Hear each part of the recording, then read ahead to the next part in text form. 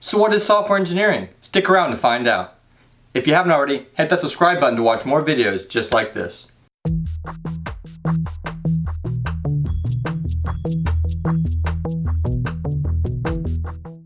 So the best place to start when explaining a new concept to someone is to first start with a definition of what that concept is. And so I pulled the definition from IEEE, which is a professional organization in the engineering world. So they define software engineering as the application of a systematic, disciplined, quantifiable approach to the development, operation, and maintenance of software. That is the application of engineering to software. So that's a big definition with a lot of words, so let's break that down into smaller bites.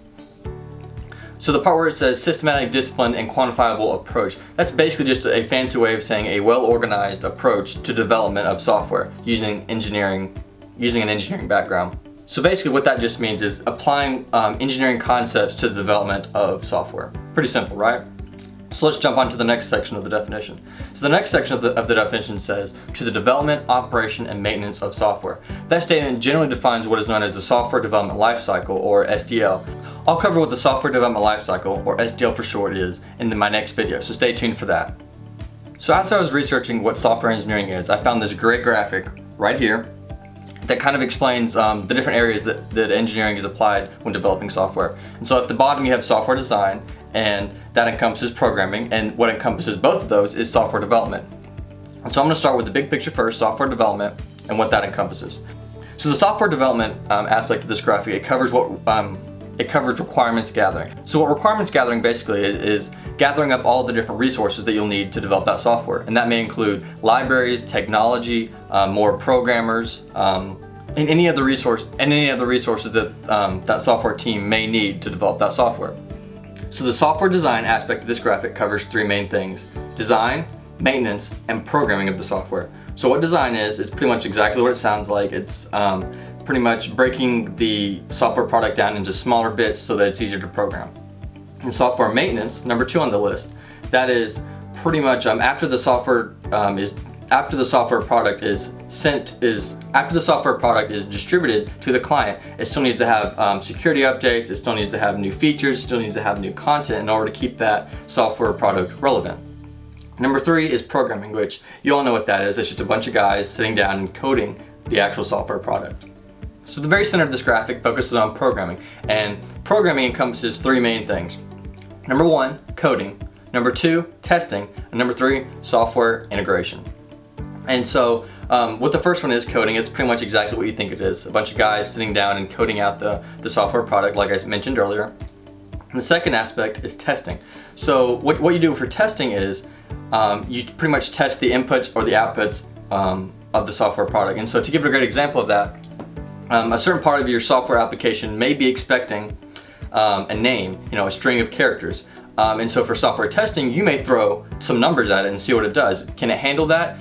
Is it going to throw an error, or is it going to accept it? And the application would fail because it's expecting a name. So if the application wasn't written correctly, it would fail if it received a string of numbers instead of a string of characters. So that's a great example of what software testing can be. And software testing is such a major field, and I'll cover that in a future video. And so the third aspect of programming in this list is software integration. And software integration can mean a numerous amount of different things.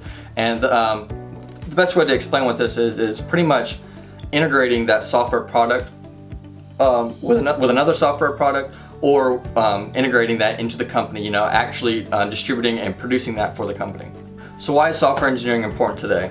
Well, modern computer programming has pretty much brought us into the future, and we have a vast amount of information at our fingertips, and this is due directly to computer programming. And so what software engineering does is it focuses on the actual development and maintenance of software products so that we can create even better, higher quality products. And so with software engineering, with software engineering, you may be able to develop a software in 6 months instead of 12 months, just because you organized it well, and your software development lifecycle is very, very well organized. So like I've been saying, software engineering focuses on the actual development and maintenance of software, and does that in a very, very efficient way. So if software is developed in a more efficient way, it's going to lead to a better end product, right? So software engineering is going to help create better, high quality software for the future.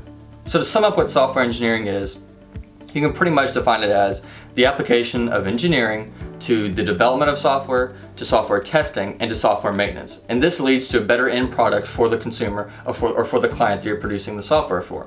And software engineering is relevant today because it strives to create better software for the end user. And if you have better software, the end user is going to be happier, right? Exactly. So like I mentioned earlier, software engineers strive to make a more efficient software development lifecycle. And I'll cover that more in my next video, so stick around. See you guys in the next video.